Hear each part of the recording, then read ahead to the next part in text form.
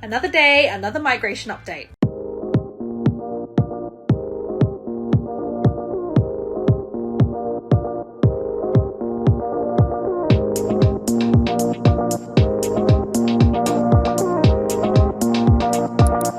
The government has just announced there's a new pathway for employers to sponsor their workers who work in aged care. This is to address the workforce shortages in aged care, which we've known about for a long time. So I have summarized it for you so you don't have to. So this new aged care industry labour agreement has an expedited 2-year pathway to PR. Employers can enter a memo of understanding with the union. The occupations that are available will be published on the skills priority list. So if you are working in this industry, you can reach out to your employer and have a discussion about this. Look at applying down this pathway. What is this new pathway to permanent residency for aged care workers? On Friday, it was just announced that there's a new aged care industry labour agreement with an expedited 2-year pathway to permanent residency. What this means is that employers can enter that labour agreement if they have a memorandum of understanding with the relevant industry union. There are only certain occupations that are available and it will be indicated on the skills priority list. Employers and employees will be able to access that aged care labour agreement as soon as possible. These applications will be prioritised by the Department of Home Affairs. So if your employer is willing to sponsor you, have a chat to them about this new labour agreement.